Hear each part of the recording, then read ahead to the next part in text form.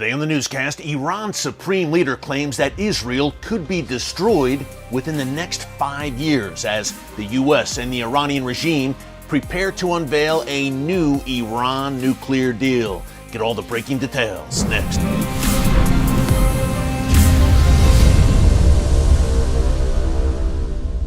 Hey folks, Eric Stakelbeck here. Welcome to the Watchman Newscast. 3 major breaking stories that we are following for you today. Number one, Iranian Supreme Leader Ayatollah Khamenei hosted leaders from the terror group Palestinian Islamic Jihad this week, and Khamenei made a very stunning declaration that gives you an idea of the Iranian regime's timetable for a future war with Israel. Folks, according to Khamenei, it may be very close. Number two, a strategic partnership between Palestinian Authority President Mahmoud Abbas and the communist regime in Beijing was forged this week. What is China up to there? And back to Iran for our third point, a new, what some are calling mini Iran nuclear deal is in the works between the U.S. and the Iranian regime. Folks, we told you it was coming, so we've got a lot to talk about as we head into what promises to be a very busy weekend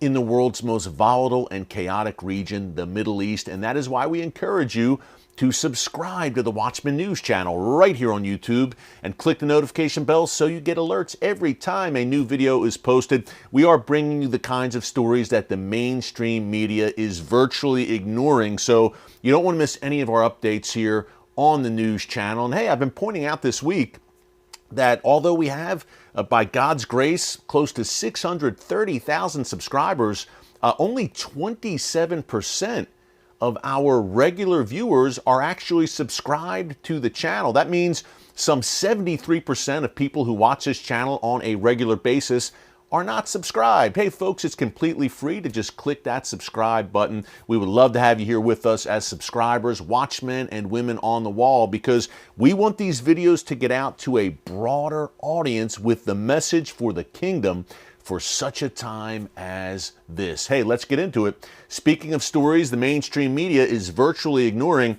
call me crazy folks, but I think it's kind of a big deal when Iran's Supreme Leader Ayatollah Khamenei suggests that Israel could disappear within the next 5 years. Now, Khamenei made these statements on Wednesday as leaders of the Palestinian Islamic Jihad terror group, obviously an Iranian proxy, visited Tehran to do what they portrayed as a victory lap after their 5-day conflict with Israel last month. Now, we reported it here on the newscast in real time, each of those 5 days. The Israel Defense Forces called it Operation Shield and Arrow. They went toe-to-toe with Islamic Jihad in Gaza. It all started when Islamic Jihad launched some 100 rockets, more than 100 actually, against Israel. Israel waited a few days and then it responded with great force, eliminating at least 5 Palestinian Islamic Jihad terror commanders. And look, the IDF was saying this was a resounding victory for Israel, and Palestinian Islamic Jihad took major blows, and yet Ayatollah Khamenei rolled out the red carpet for these terror leaders and congratulated them on a supposed victory against Israel. That's nothing new, really, folks. We've seen this kind of rhetoric and chest thumping out of the Iranian regime and its proxies many times. What struck me were the comments Khamenei made during this meeting. He said that, look, Israel just this year is celebrating its 75th anniversary since it was miraculously reborn as a nation in 1948. Khamenei didn't say miraculously. I did, because it was an act of God when Israel was reestablished in 1948. Nonetheless, Khamenei said, we think there's a very good chance that Israel may not see its 80th birthday, meaning Israel, in his view, could be gone within the next 5 years. And the reason he gave, folks, I thought was very telling. He pointed specifically at the internal discord and political upheaval in Israel. We've been talking about this on the newscast over the past few months. Hey, it's bad enough that Israel held 5 elections in the span of 4 years, On one hand, if an optimistic view would say, hey, that shows what a thriving democracy Israel has. 5 elections in 4 years. On the other hand, it shows a whole lot of political calamity and disunity in some ways. And Khamenei pointed not only to the elections, but also to what he said were the hundreds of thousands of protesters in the streets in Israel these past few months, protesting against the current government and its plans for judicial reform. And Khamenei has gained confidence from that. And he is saying, look, Israel is tearing itself apart from within. And he is salivating at the thought of a divided Israel and Iran and its proxies taking advantage of that. Remember, Khamenei wrote a book, it was released in 2015, called Palestine, in which he predicted Israel would disappear by the year 2040.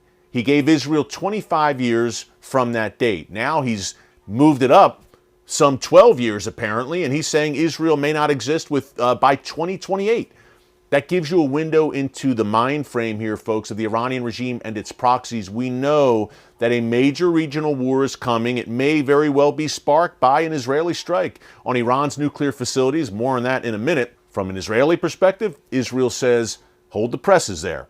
We are more than ready, whether it's Benjamin Netanyahu, the Israeli Prime Minister, Defense Minister Yoav Gallant, the Chief of Staff for the Israel Defense Forces, all are saying, look, we do have a problem right now. Politically, there's a lot of division in this country, but when it comes to external threats, we are completely united. That's the message they have conveyed to Iran again and again, in particular over Iran's nuclear program. Israel has made clear that it will act alone if needed to eliminate that existential threat. Speaking of which, I mentioned this new mini Iran nuclear deal, folks. We expect it to be unveiled soon. The Biden administration, as we reported last week here in the newscast, and by the way, if you miss any of our commentaries, just go to our archives. They're all right there under newscasts on the homepage. But using Oman as a mediator, the Biden administration and Iran have been negotiating, and reportedly, folks, this is a deal, or the parameters of the deal, the mini deal so-called, that they've come to. The U.S. will provide Iran with billions of dollars in sanctions relief in return for Iran agreeing not to enrich uranium above a 60% clip. Now, not to get too in the weeds with this, if you enrich uranium at a 90% clip, then you're crossing the threshold, the point of no return. You have the capability to build a nuclear bomb. According to the UN, Iran recently was enriching uranium at 84%, very close to that threshold for a military nuclear program breaking out for the bomb. Now the U.S. is saying, hey, please don't enrich uranium to a certain level. We'll give you billions of dollars, literally, just don't enrich uranium at 90%, pretty please. Reportedly, Benjamin Netanyahu said he's not too concerned about it.